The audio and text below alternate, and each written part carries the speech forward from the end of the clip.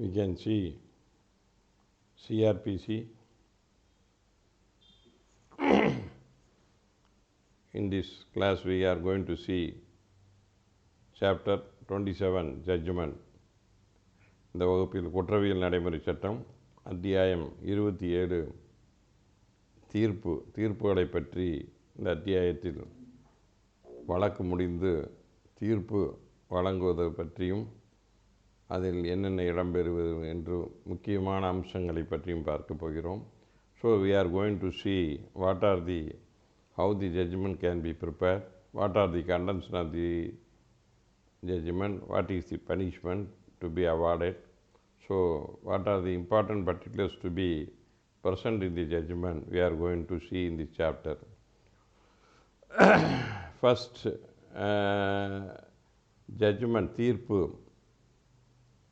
353 தீர்ப்பு என்று first section 353.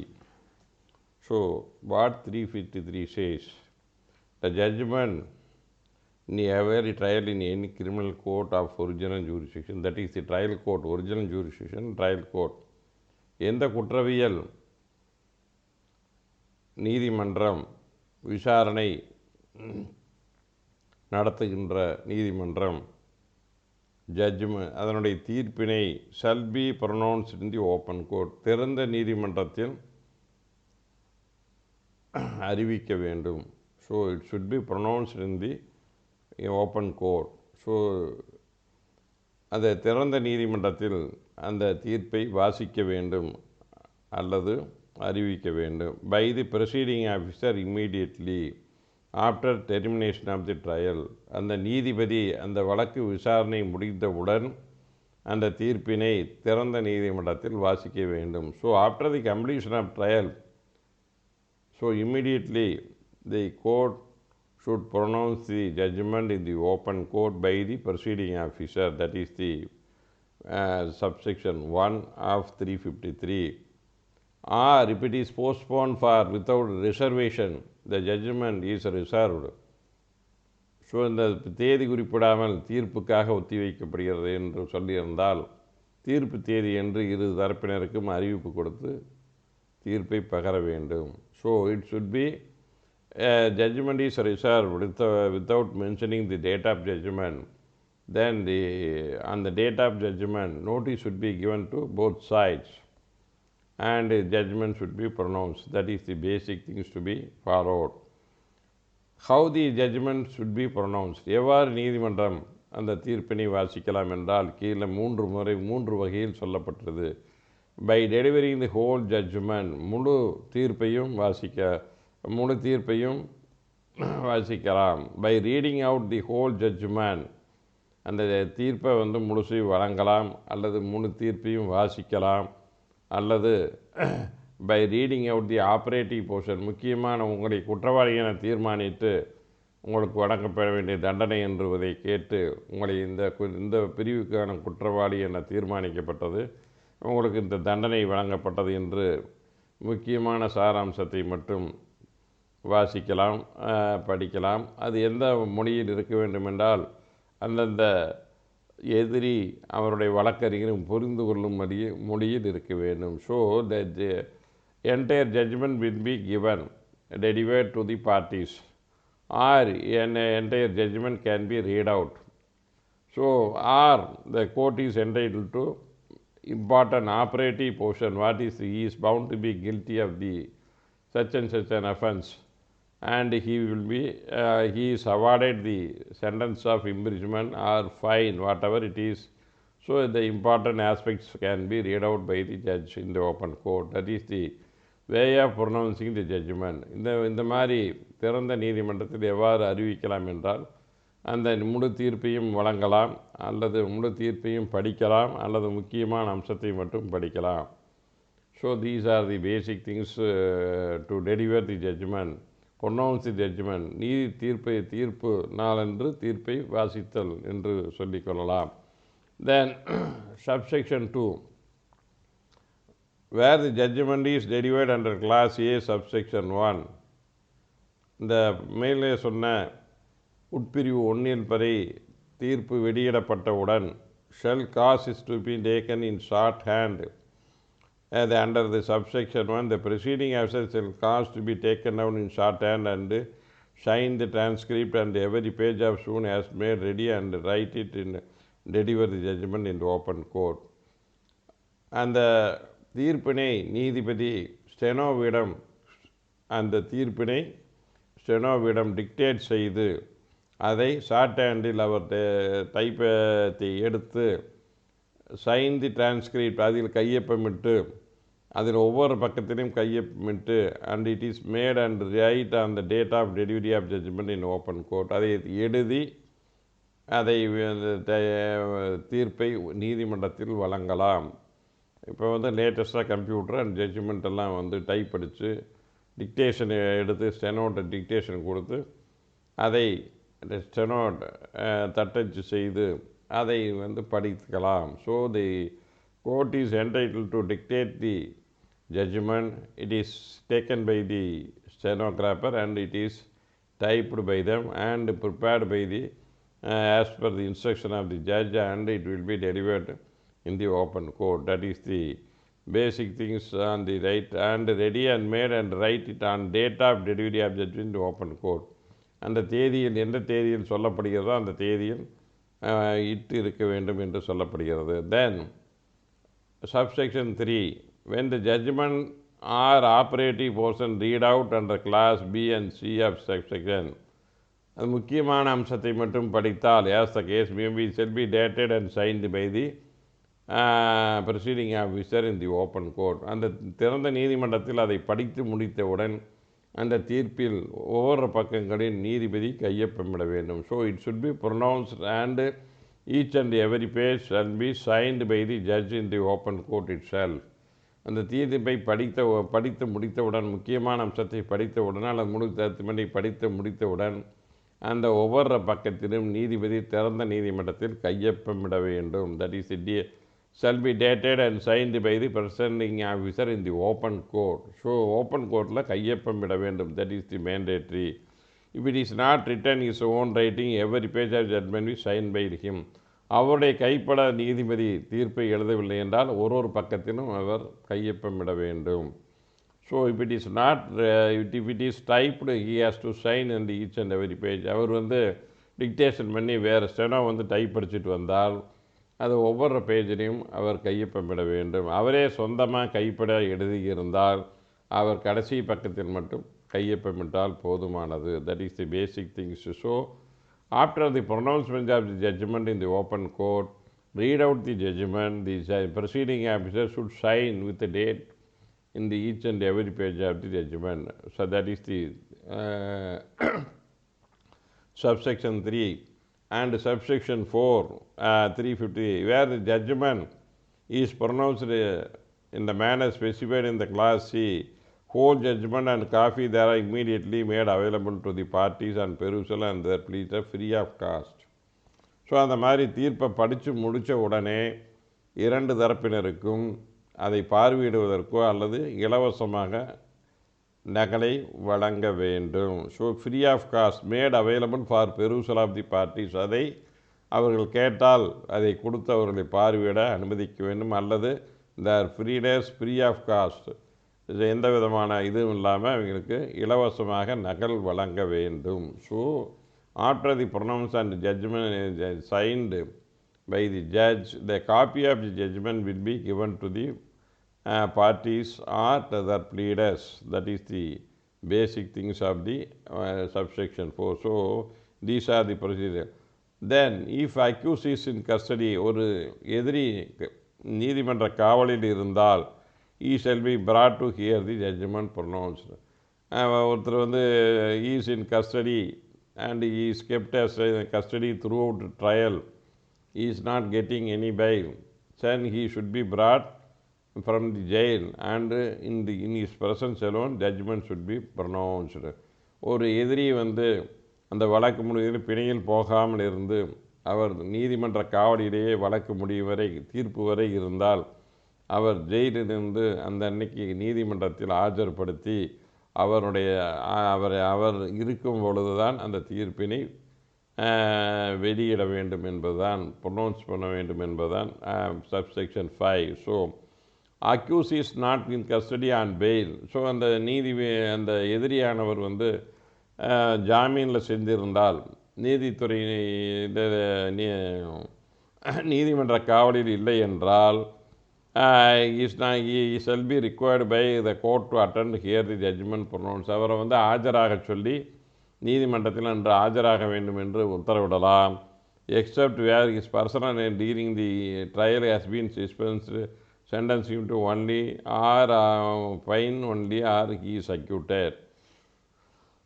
அந்த மாதிரி ஃபைன் மட்டும் போடுறதாக இருந்தால் அல்லது விடுதலை செய்வதாக இருந்தால் 317 வாங்கிட்டு petition can be filed under section 317 and the judgment can be pronounced if it is sentence of fine alone is imposed or is acquitted. அந்த தீர்ப்பில் அந்த எதிரிக்கு அபராதம் மட்டும் விதிக்கப்பட்டால் அல்லது விடுதலை செய்யப்படும் பட்சத்தில் அவரிடம் அவர் பர்சனல் டிஸ்பென்ஸ் 317 பெட்டிஷன் வாங்கிட்டு கூட அதை அலோவ் பண்ணி தீர்ப்பை பகரலாம். That is the basic things. Where provided where there are more than one accused. ஒன்றுக்கு மேற்பட்ட எதிரிகள் இருக்கும் பட்சத்தில் that is the more than one accuse.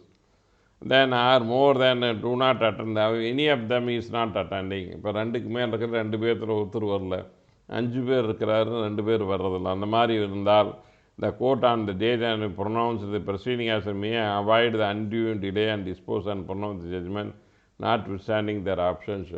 ஒருத்தர் கூட வரலினா கூட அவருடைய ஆப்ஷன்ஸில் காலதாமதம் இல்லாமல் நீதிபதி தீர்ப்பை படிக்க வேண்டும். So out of more than 2 accused are there, any one of them is absent without postponing for the presence of the absent accused, the court can pronounce in the absence of some of the accused and pronounce the judgment in the presence of the accused who is present in the court. That is the basic things. So then the subsection 7, no judgment delivered shall be deemed to be invalid by reason of absence of party or pleader and noted. அந்த தேதியில் அந்த வழக்கறிஞரோ அல்லது எதிரியே ஆஜராகவில்லை, நாங்கள் இல்லாத போது தீர்ப்பு பகரப்பட்டது என்ற காரணத்தினாலே அந்த தீர்ப்பு செல்லாது என்று சொல்ல முடியாது. when the judgment is pronounced in the absence of the accused or the pleader, whether the pronouncement of judgment is invalid? No, that is the subsection 7. So even in the absence of the pleader and accused, the court is entitled to pronounce the judgment, and that in the absence of the pleader or the accused, the judgment is pronounced, that is valid. So due to absence of the accused, judgment cannot be said to be invalid one. ஒரு எதிரியையும் அல்லது இருவருமே ஆஜராகவில்லை, நாங்கள் இல்லாத போது தீர்ப்பை பகிர்ந்து விட்டார்கள், ஆகவே அந்த தீர்ப்பு செல்லாது என்று யாராவது வாதாட முடியும் என்றால் வாதாட முடியாது. So that is the basic things.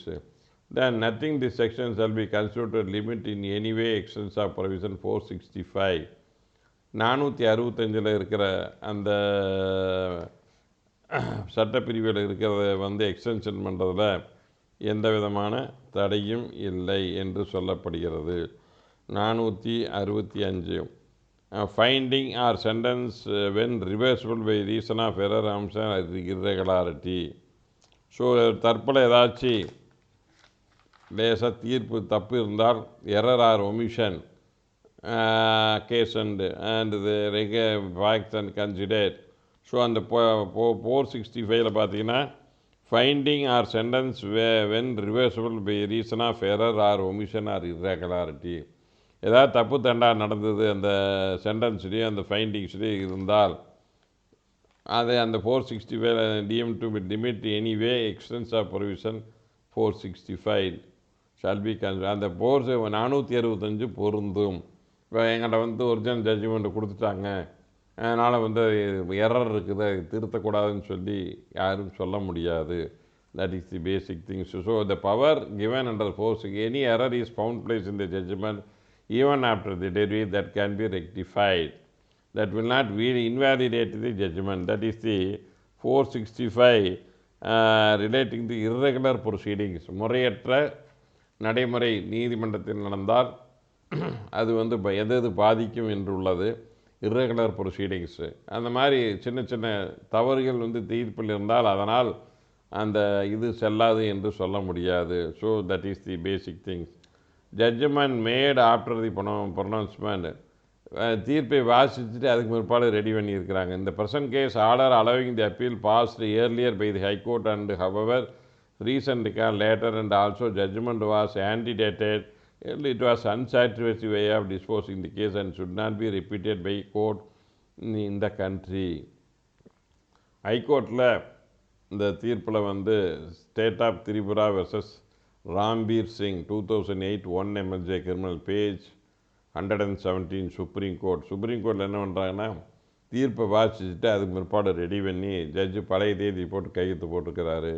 இது வந்து தவறானது, திருப்திகரமாக இல்லை, அதனால் வந்து இது மாதிரி பண்ணக்கூடாது, இனிமேல் இந்த தப்பு நடக்கக்கூடாது என்று அந்த தீர்ப்பில் கூறப்பட்டுள்ளது. That is the one of the judgment. So with these are the basic things how to pronounce the judgment. ஒரு தீர்ப்பு எவ்வாறு பகரப்பட வேண்டும் என்பதுதான் 353 சொல்லப்பட்டுள்ளது. Then next section 354 language and contents of the judgment. எந்த மொழியில் தீர்ப்பு இருக்க வேண்டும், என்னென்ன விவரங்கள் தீர்ப்பில் இருக்க வேண்டும், that is the basic things. What is the language to be used for preparation of judgment, what are the content should be contained in the judgment. The following except otherwise expressed by this code, every judgment referred in subsection 353. ஏதாவது ஒரு விளக்கு இந்த குற்றவியல் நடைமுறை இருந்தாலே ஒழிய ஒவ்வொரு தீர்ப்பும் 353 சொல்லப்பட்ட ஒவ்வொரு தீர்ப்பும் 353 சொல்லப்பட்ட ஒவ்வொரு தீர்ப்பிலும் கீழ்கண்ட சங்கதிகள், கீழ்கண்ட அடிப்படை விஷயங்கள் இருக்க வேண்டும். So shall be written in the language of the court. நீதிமன்றத்தில் இப்போ தமிழ் இங்கிலீஷ் அப்படி 2 மொழி இருக்குது தமிழ்நாட்டில், Tamil English. So in Tamil Nadu there are 2 languages are used. One is English and another one is Tamil. This is a court language. So it can be in the lower courts, it can be either in Tamil or in English, that be written in the language of the court. நீதிமன்றத்தில் என்ன வழக்கு மொழியாக உள்ளதோ அந்த மொழியில் அது எழுதப்பட்டிருக்க வேண்டும். எழுத்து மூலமாக இருக்க வேண்டும், வாய்மொழியாக இருக்கக்கூடாது, எழுத்து மூலம். It should be in a written form. So it should be in written form. Then in the language of எந்த மொழியெல்லாம் நீதிமன்றத்தில் என்ன மொழி இருக்கிறதோ பயன்படுத்தப்பட்டு வருகிறதோ அந்த மொழியில் அது எழுத்து மூலமாக இருக்க வேண்டும். That is the first requirement for the contention of the judgment. Then it shall contain points, determination, decision thereon, reason for the decision. So it should contain points. ஒரு முக்கியமான அம்சத்தையும் அது அதன் முடிவு எடுப்பதற்குண்டான காரணத்தையும் விலாவரியாக எழுதி அது எவ்வாறு முடிவுக்கு கொண்டு வரப்பட்டது என்பதை அதன் மீது விவாதித்து இருக்க வேண்டும். ஸோ ஒவ்வொரு பாயிண்ட்ஸையுமே வந்து நீதிமன்றம், இப்போ ஒரு டிஃபென்ஸ் இருக்கிறாங்க, delay in FIR is fatal அப்படின்னு சொல்லி டிஃபென்ஸ் இருக்குது. ஸோ அந்த நேரத்தில் அந்த டிலே இன் எஃப்ஐஆர் வந்து ஆர்கியூ பண்ணாங்க, இந்த முதல் தகவல் அறிக்கை காலதாமதமாக உள்ளது, ஆகவே இந்த வழக்கை பாதிக்கிறது என்றால், how the delay is not cast any prejudice should be return. If it is cast prejudice இந்த டிலே வந்து வழக்கினை பாதிக்கிறது என்று அந்த விவரம் எழுத வேண்டும். That is the base, one of the example for it. So each and every point raised by the defense, suppose a defense side raising a plea that there is a delay in registration of the FIR, it is a fatal. How it is fatal, how it is not fatal, how it is overlooked, the arguments put forth by the defense, how it is overlooked, it is not fatal, should be discussed elaborately. Otherwise, if it is a fatal, how it affects the veracity of the case should be discussed in the judgment. That is the one of the point for determination. So reason for the decision, அந்த என்னென்ன காரணத்தினாக அந்த முடிவு செய்யப்பட்டது என்பதை விலாவரியாக எழுத வேண்டும். Then shall specify the offence, which section of Indian Code, other law which accused, convicted and punishment is sentenced. So a person is charged with numerous sections. ஒரு 4-5 செக்ஷனில் வந்து இந்திய தண்டனை சட்டமோ அல்லது வேறு தனி இந்த அதர் லாஸ் சார்ஜஸ் ஃப்ரேம் பண்ணியிருக்கிறாங்க. ஸோ ஒவ்வொரு தண்டனை இந்திய பிரிவுக்கும் தனித்தனியாக அவர் என்ன விடுதலை செய்யப்பட்டாரா அல்லது அது குற்றவாளி என தீர்மானிக்கப்பட்டார் என்று தனித்தனியாக ஒவ்வொரு குற்றச்சாட்டு பிரிவுகளுக்கும் என்ன முடிவு செய்யப்பட்டது என்பதை தனித்தனியாக எழுதப்பட வேண்டும். So a person is charged with so many offences. So for each and every offences there should be a decision whether the offence is proved by the prosecution, whether it is not proved. For each and every charges of the offence should be separately discussed whether it is proved or not. If it is accused is found to be guilty for one section, he should be cited. For another section, the prosecution fails to prove the charges against the accused. So for each and every section there is a separate decision of the court should be find place in the judgment. That is the basic. So ஒரு குற்றச்சாட்டுக்கும் தனித்தனியாக குற்றவாளியா அல்லது குற்றம் நிரூபிக்கப்பட்டுள்ளதா அல்லது நிரூபிக்கப்படவில்லை என்பதை தனித்தனியாக நீதிமன்றம் முடிவு செய்து தனித்தனியாக கூற வேண்டும். அண்டு அதற்கு என்னென்ன தண்டனை further also what is the punishment awarded for each and every offence should be separately stated. Suppose 341 found 1,000 rupees by 326 he is found guilty 6 months imprisonment and 5,000 fine. So this should be stated in the judgment for each and every charges found place in the case. Then if it be judgment acquittal விடுதலை செய்யப்பட்டால் it's shall the state offence accused is acquitted. எந்த குற்றத்தின் கீழ் அவரை குற்றச்சாட்டின் கீழ் விதிக்கப்பட்டார் என்பதை தெளிவாக சொல்ல வேண்டும்.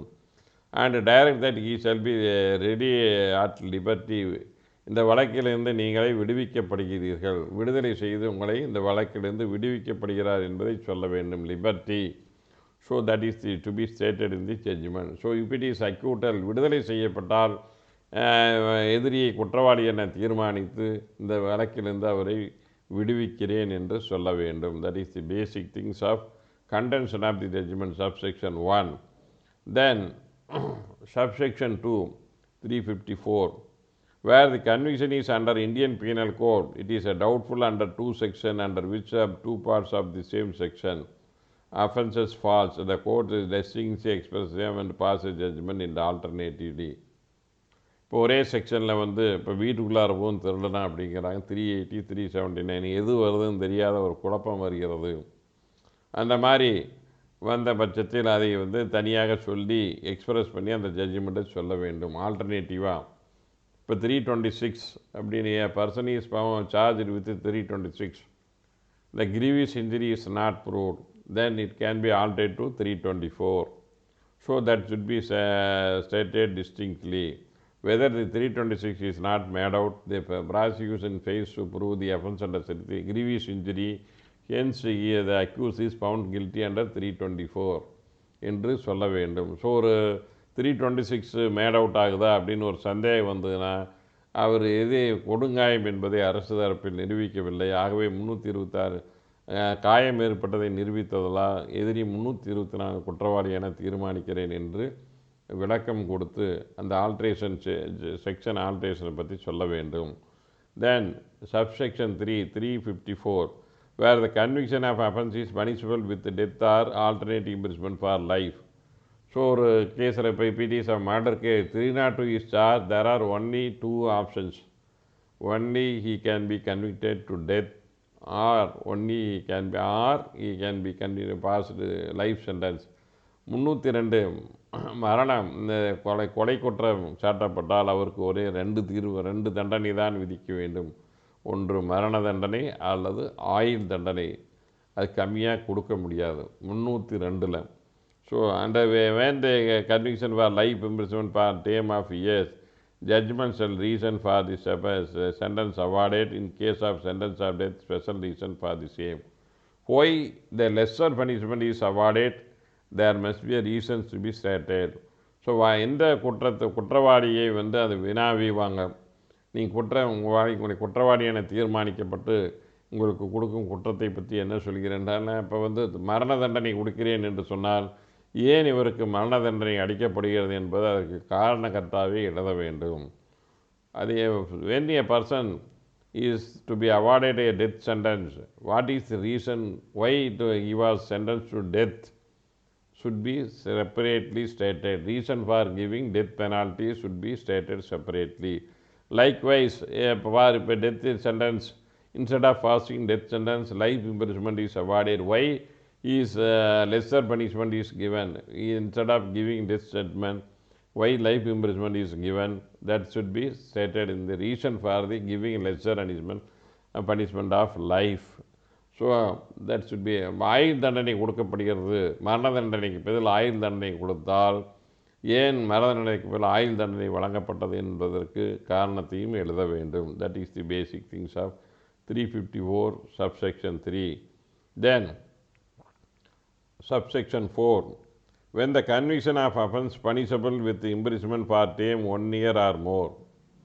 ஒரு குற்றத்திற்கு ஓராண்டு அதற்கு மேல் தண்டனை கொடுக்கக்கூடிய குற்றமாக இருக்கும் பட்சத்தில், but court impose sentence for term less than 3 months, 3 மாதத்திற்கு கீழ், ஒரு வருஷம் அல்லது ஒரு வருஷத்துக்கு மேலே ஒரு குற்றத்துக்கு தண்டனை இருக்கும் பட்சத்தில் அதற்கு 3 மாதத்துக்கு கீழ் கொடுத்தால் செல் ரிக்கார்ட் awarding the sentence.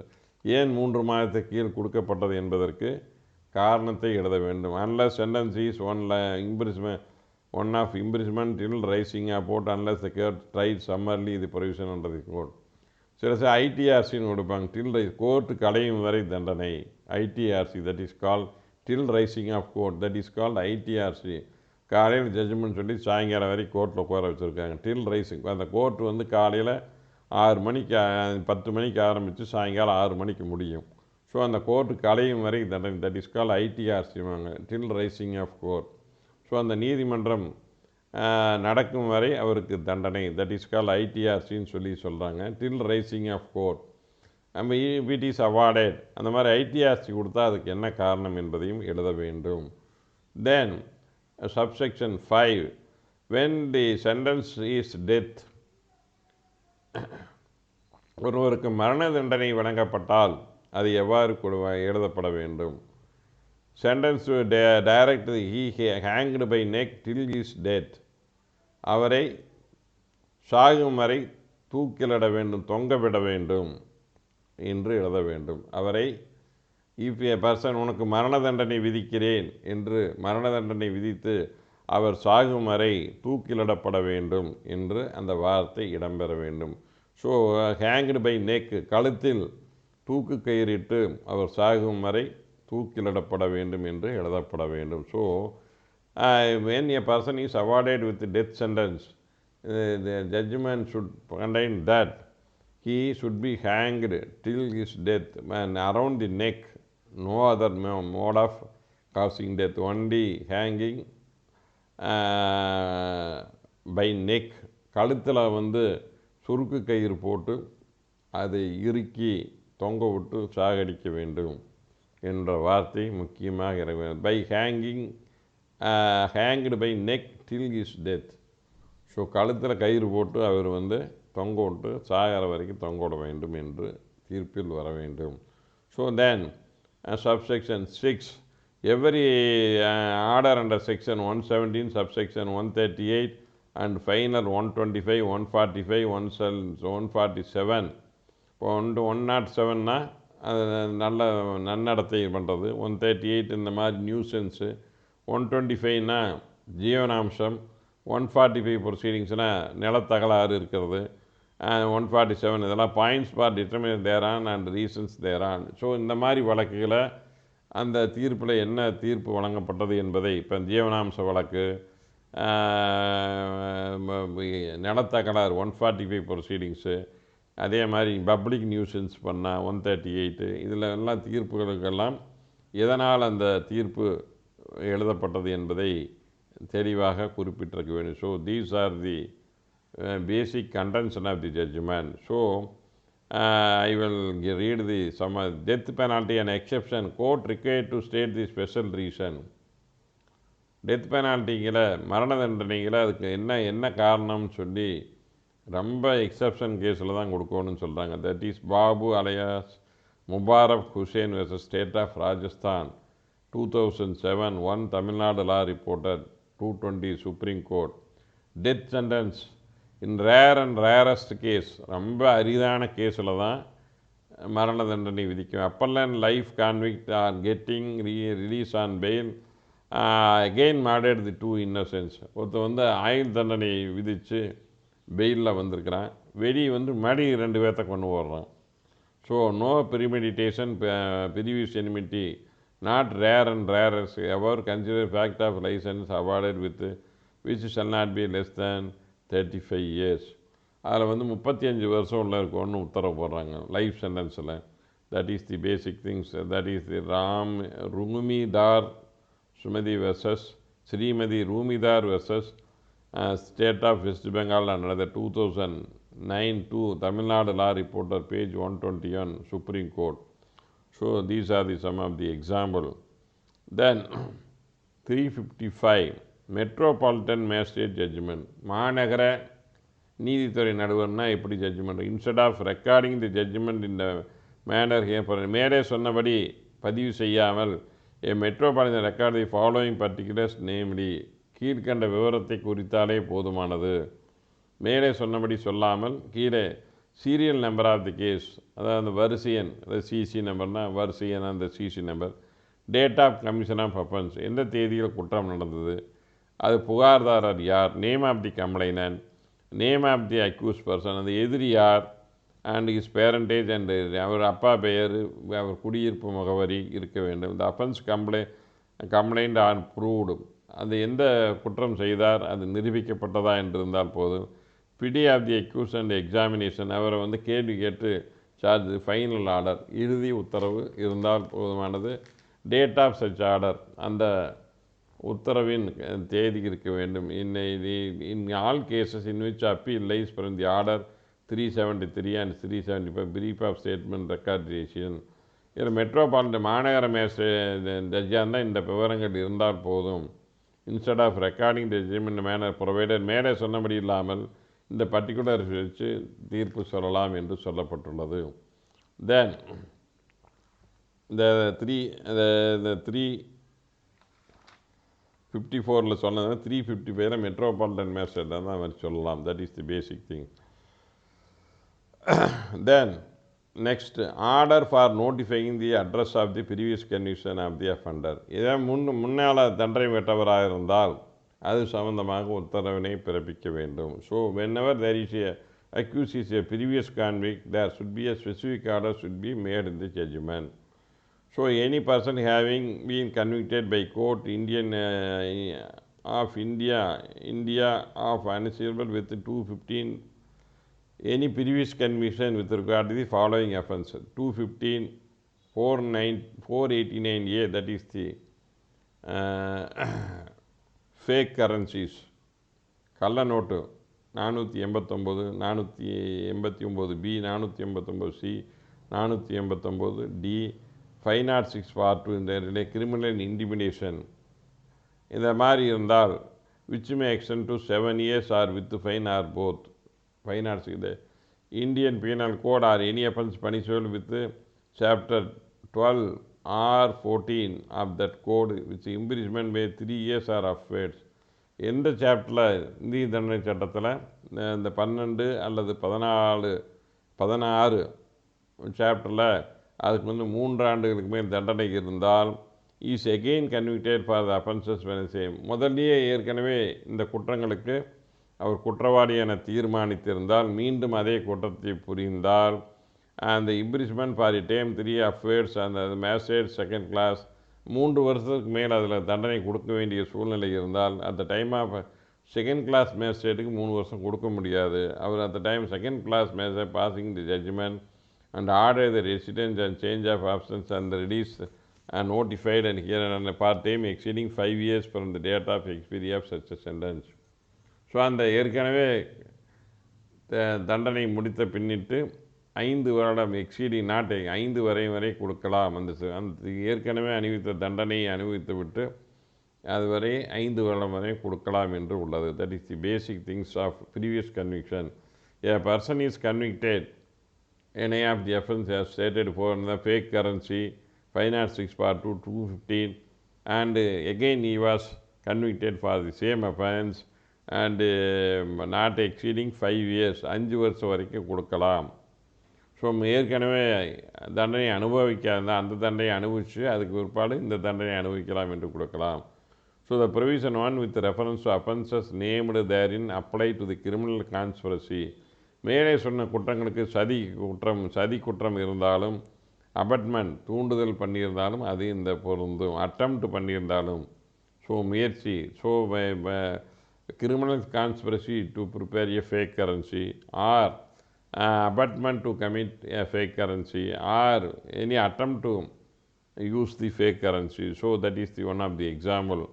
So the above said provision is applicable for the abetment of the above said offenses. Subsection 1 இருக்கிற என்னென்ன குற்றங்கள் இருக்கோ அது துணை போனாலும் சதித்தை தண்டிட்டினாலும் அதை செய்ய முயற்சி செய்தாலும் இந்த மேலே சொன்ன 356 உட்பிரிவு 1 சொல்லப்பட்ட அனைத்து குற்றங்களுக்கும் பொருந்தும். ஏற்கனவே அவர் செஞ்சிருந்தால அபட்மெண்ட் பண்ணாலும் பொருந்துங்கிறார். If such a conviction is set aside on appeal or otherwise shall be become void. அவ்வாறு ஒரு ரெண்டாவது கன்விக்ஷன் கொடுத்திருந்தால் அப்பீலில் போய் முதல் கன்விக்ஷன் செட் அசைட் ஆனால் அந்த தீர்ப்பு செல்லாதாகிவிடும். இப்போ appeal such a conviction on appeal otherwise such order shall be void. மேல் கோர்ட்டில் போய் ப்ரீவியஸ் முதல் கன்விக்ஷனே ரத்தாயிடுதுன்னா அந்த தீர்ப்பு செல்லாததாகிவிடும். So that is the basic things. So an order under 6 may be made by appellate court, high court, exercising its power of revision. அந்த மாதிரி ரிவிஷன் போடையில் அந்த ஆர்டரை பயன்படுத்தலாம். So appellate courts high court or sessions court மறுசீராய்வு அதிகாரத்தை பயன்படுத்தி செய்யலாம். That is the basic things. Then the state government by maintaining carry out the provisions of the notification, residence change and absence of reduced conviction. So யாராச்சும் அந்த ஒரு தண்டனை பெற்ற குற்றவாளிகள் வீட்டை மாற்றிக்கிருந்தால் அதெல்லாம் உடனே தெரிவிக்க வேண்டும். அதை எவ்வாறு தெரிவிக்க வேண்டும் என்பதை மாநில அரசு தகுந்த வெளியீடு இந்த மாதிரி தெரிவிச்சிருக்கணும். ஒருத்தர் வெளியே விட்டார்னா வெயிலில் கீது வந்தார், ஏற்கனவே ப்ரீவியஸ் கண்டிஷனில் அவர் வீடு கீது மாத்திரமாக இருந்தால் அதுக்கு அரசு அறிக்கை கொடுத்து சேஞ்ச் ஆஃப் அட்ரஸை தண்டனை கைதிகள் அவர் வீட்டை பற்றி தெரிவிக்க வேண்டும். அரசுக்கு சொன்ன முறையில் தெரிவிக்க வேண்டும். Any such of breach of their of வீடை மாறி இப்போ ஒருத்தர் தண்டனை அனுபவிக்க முன்னால் ஓட்டுட்டு ஓடி போய் மறைஞ்சிட்டானா என்ன பண்ணுறது? So whenever residence of the particular convict is change is bound to inform the government. ஒருத்தர் தண்டனை கைதி ஒருத்தர் வீட்டை மாற்றிட்டு ஓடிட்டு போய் தண்டனை அனுபவிக்க தப்பிச்சுக்கலான்னு தான் அவன் இந்த மாதிரி தண்டனை பெற்ற நான் இடம் மாற்றுகிறேன் என்பதை அரசுக்கு தெரிவிக்க வேண்டும். ஸோ அது மாதிரி தெரிவிக்கவில்லை என்றால் may be paid by competent jury and district and which place notified and residential சுவிட்ச் இந்த மாதிரி வீடு மாற்றம் தெரிவிக்கணும். அது ஒரு குற்றமாக சொல்லி அதுக்கு வழக்கு பதிவு செய்து அவருக்கு தண்டனை வழங்கலாம். That is the is fail to disclose the change of address, then separate charge will be made and trial will be made and he will be convicted for non disclosure of change of residence. That is the basic things of 356. That is the previous conviction.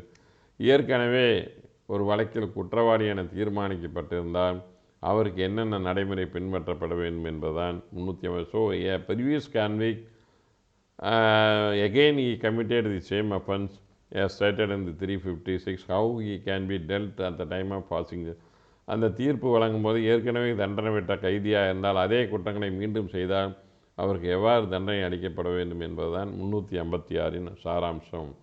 That is the basic things. With this I conclude my class. We will see next class. Thank you for watching. You are not subscribing my channel, kindly click the word subscribe. If you want to share it, you can share it. Click the bell button.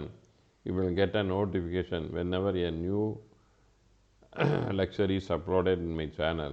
So you can get a notification in YouTube. Thank you for watching.